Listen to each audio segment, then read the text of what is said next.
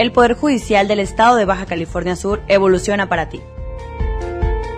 Estás sintonizando un programa de conexión ciudadana sobre temas jurídicos de interés social de una manera ágil y ligera, buscando resolver dudas relacionadas con la impartición de justicia. Esto es Hablemos de Justicia. Comenzamos. Buenas tardes, amigas y amigos, bienvenidos a nuestro programa de radio Hablemos de Justicia, un programa del Poder Judicial del Estado de Baja California Sur y que es transmitido gracias al Instituto Estatal de Radio y Televisión por las frecuencias 99.1 FM o bien por las 1050 de amplitud modulada. Soy Ligia Patricia Muñoz Peña, consejera del Consejo de la Judicatura del Poder Judicial de nuestro Estado, y a partir de este momento y durante los próximos 30 minutos usted puede comunicarse con nosotros al teléfono aquí de la cabina, que es el 12-223-28, o bien también se puede poner en contacto con nosotros en los correos electrónicos que son hablemosdejusticia@hotmail.com o hablemosdejusticia@tribunalbcs.gov.mx. En estos correos nos pueden contactar y nos pueden dar algún tema que sea de su interés para, poderlo llevar a cabo en este programa, o bien alguna pregunta, algún cuestionamiento que tengan ustedes, alguna duda. Bueno, pues como todos los miércoles, es un gusto tener aquí a mi lado mi compañera, la licenciada Livia Vázquez. Muy buenas tardes, licenciada, directora de Comunicación Social del Poder Judicial.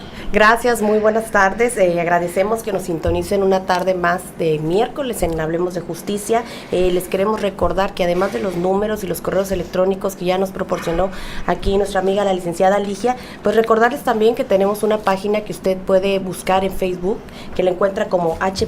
Tribunal Superior de Justicia del Estado de Baja California Sur, donde además de escuchar esta emisión, puede escuchar las emisiones anteriores con la diversidad de temas de interés para usted. Así es, licenciada, es una herramienta muy excelente donde usted puede conocer todas las actividades del Poder Judicial y de nuestro programa, claro, y sintonizar todas nuestras emisiones pasadas. Bien, el día de hoy nos acompaña un integrante más del Pleno de Magistrados del Honorable Tribunal Superior de Justicia. Es un placer, nos complace mucho tenerlo aquí, magistrado. Muchas gracias. Rodrigo Serrano Castro es titular de la primera sala unitaria en materia civil, quien nos va a hablar del tema los derechos humanos en el contexto internacional. Gracias nuevamente, bienvenido. Muchas gracias, al contrario, yo soy quien debo de estar muy reconocido por la invitación que nos han hecho.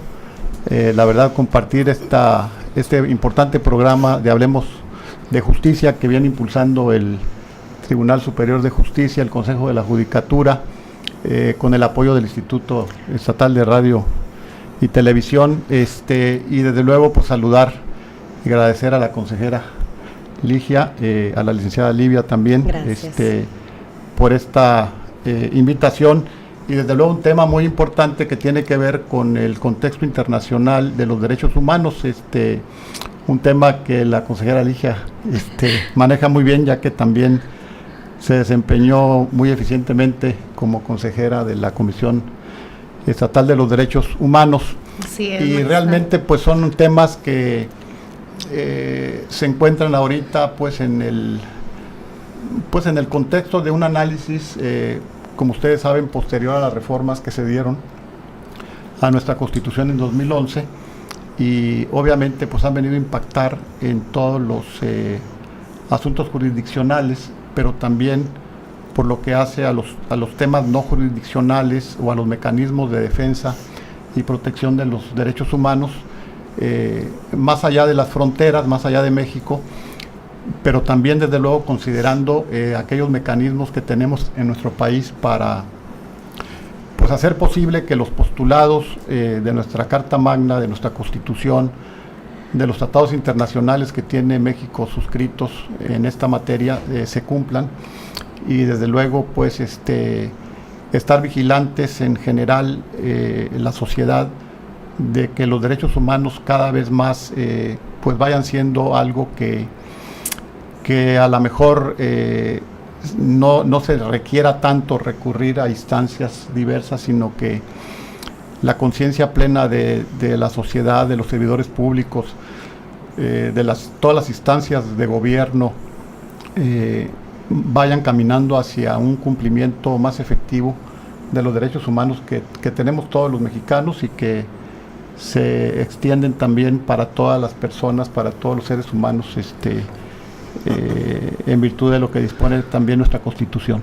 Así es, y toda la armonización de leyes, ¿no, magistrado? Sí, se tuvo que hacer al respecto. Efectivamente. Bien, pues adentrándonos al tema, porque el tiempo es corto, se nos va como agua el tiempo.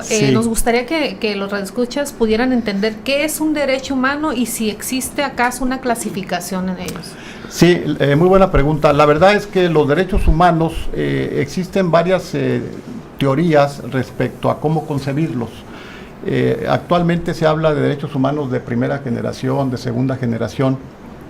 Surge primero el aspecto principal que tiene que ver con aquellos derechos vinculados a la libertad, aquellos derechos vinculados a la igualdad, por ejemplo, también como derechos que tutelan básicamente valores. Posteriormente se incorporan otros derechos como son los derechos de autonomía.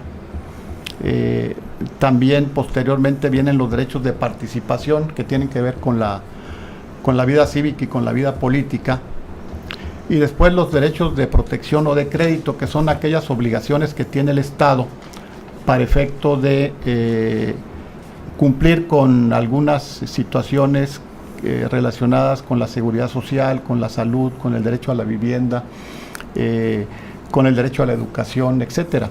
Realmente los derechos humanos en realidad se concentran, por un lado, en nuestra Constitución, por otro lado en los tratados internacionales que ha firmado México y que han sido ratificados, que ha firmado el presidente de la República y que ha ratificado el Senado, y también en la conformación ya poco a poco de lo que se conoce ya en la doctrina como un derecho internacional de los derechos humanos. De tal manera que lo importante es que se conciba el derecho humano de una manera, como nos dicen los doctrinarios, tridimensional, es decir, como una realidad fáctica, como una realidad normativa, pero también como una serie de valores que tienen que ver con la axiología y con la defensa de lo más importante, que es la dignidad humana. Así es. El doctor Jorge Carpizo, un gran jurista mexicano, decía que la esencia del derecho humano se encuentra en la dignidad humana. Entonces sí ha habido una clasificación, ya sea por el momento en que surgieron los derechos, que se fueron, digamos, haciendo más socializando. Así es, el derecho natural, ¿no? Sí, también. Y que van de la parte individual, el derecho humano como algo muy cercano a la persona, hasta aquellos derechos ya que se conciben como colectivos, por ejemplo, el derecho al medio ambiente sano, o el derecho, incluso se habla ahora, algo muy interesante, el derecho a que todos debemos tener acceso a la tecnología, o a las tecnologías modernas. Sí. Entonces pasó de un derecho inicialmente individual, relacionado con tu libertad o con el derecho a la vida, o con derechos muy personales, a derechos colectivos. Entonces ahí hubo una evolución muy importante que tenemos que reconocer. Así es. Así es. Y magistrado, en un contexto amplio y general, ¿podría comentarles a los radioescuchas cuáles son los antecedentes históricos del surgimiento de lo que se conoció como el ombudsman en el mundo y cómo ha sido su evolución? ¿Por qué surge la necesidad de crear instituciones protectoras de los derechos humanos? Sí, con todo gusto. Fíjate que la figura del ombudsman surge en Suecia, aproximadamente en 1809. Se crea como una institución fundamentada más que en una cuestión relacionada con la sanción o con la parte punitiva. Más bien el ombudsman se trataba de una institución representada por personas con mucho prestigio social, con mucha solvencia moral, que vigilaran el cumplimiento de las leyes y que también recibieran denuncias respecto al comportamiento de los servidores públicos. En Suecia, la palabra de ombudsman viene de ombus, que significa representante o vocero, y man, que es hombre o persona, el representante de las personas. Se trataba de una figura muy novedosa donde, sin tener un carácter jurisdiccional propiamente, se quiso fincar y darle una base vinculada sobre todo con la persona que encabezaba esta figura como alguien muy respetable en la sociedad. Honorable, donde lo que se comentara o lo que recomendara no podía ser objetado por nadie. Hay que decir que pasarían muchos años, básicamente más de 100 años, 180 y tantos años, para que se creara ya en México la Comisión Nacional de los Derechos Humanos, en 1992, con reformas al artículo 102, apartado B.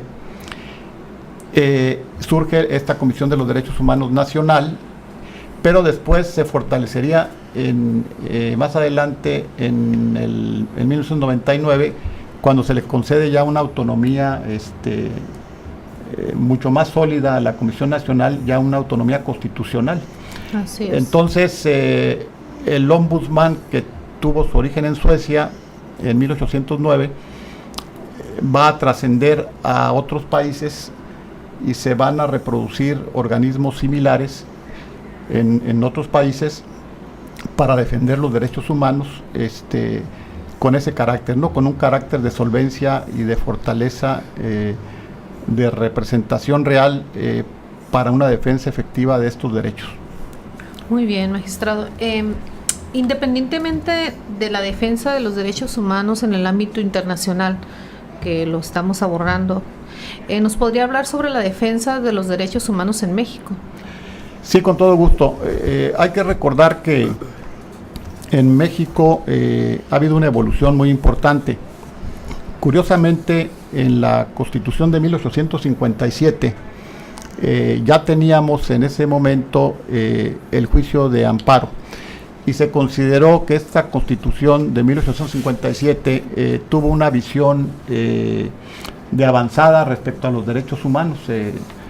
Esta Constitución federalista, liberal, que realmente pues tuvo una aportación al ámbito jurídico relevante.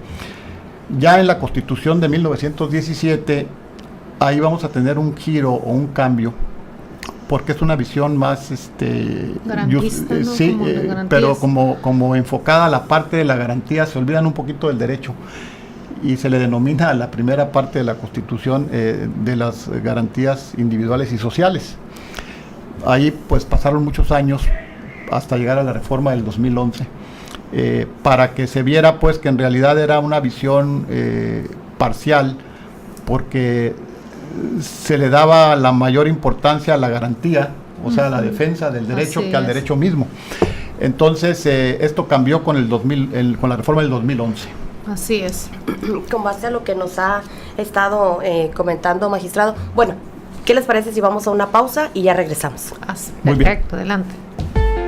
Vamos a un corte y ya regresamos. Esto es Hablemos de Justicia. Ya estamos de regreso. Esto es Hablemos de Justicia. Ya estamos de regreso y recuerde usted que estamos con el magistrado Rodrigo Serrano Castro, titular de la primera sala unitaria en materia civil del Honorable Tribunal Superior de Justicia del Estado, hablando acerca de los derechos humanos en el contexto internacional. Le recordamos que tenemos un teléfono aquí en cabina para que si usted gusta comunicarse, es el 223-28, y los correos electrónicos hablemosdejusticia@bcs.hotmail.com, hablemosdejusticia@tribunalbcs.go.mx, y nuestra página de Facebook, que la puede encontrar como H. Tribunal Superior de Justicia de Baja California Sur. Bueno, continuamos. Magistrado, los derechos son sumamente relevantes, debemos defenderlos, pero entendemos que hay personas o individuos o comunidades que pueden considerarse como más vulnerables por esta situación económica, por esa condición social. ¿Nos puede hablar sobre ellos y si están previstos en la ley o en programas de gobierno? Sí, muy interesante la pregunta, licenciada, porque efectivamente pues los derechos humanos son de todos, nos pertenecen a todos.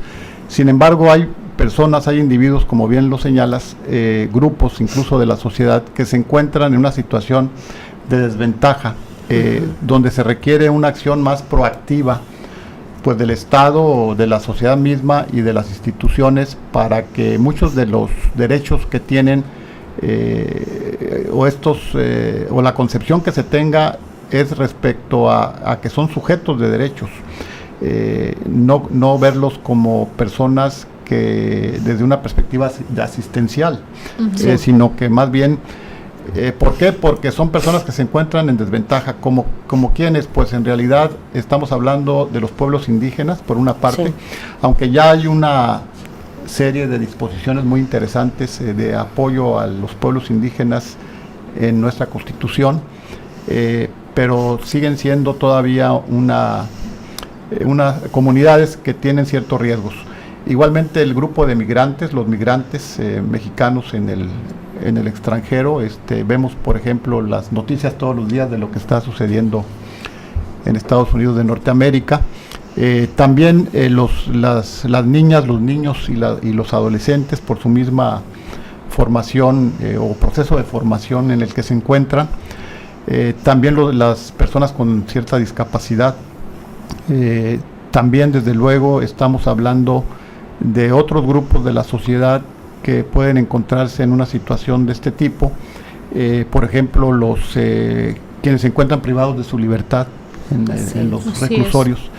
Entonces aquí los derechos humanos que los tienen que ser visualizados desde la perspectiva del cumplimiento de las obligaciones que tienen asignadas muchas dependencias gubernamentales.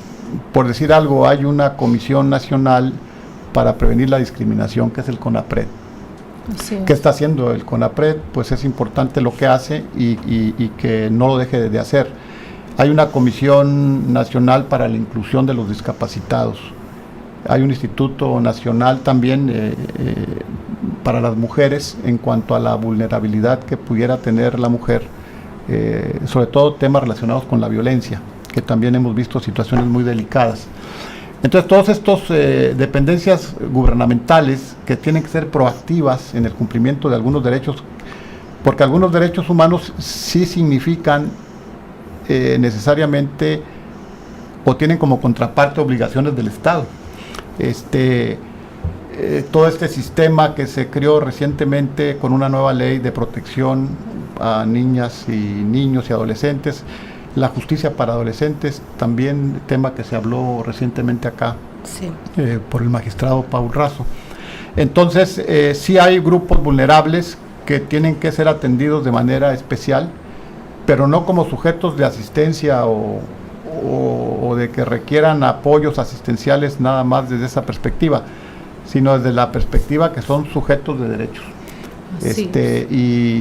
Y estas dependencias, independientemente pues de las dependencias principales, hay estas otras que he mencionado que son específicas para llevarles ciertos requerimientos que forman parte de sus derechos.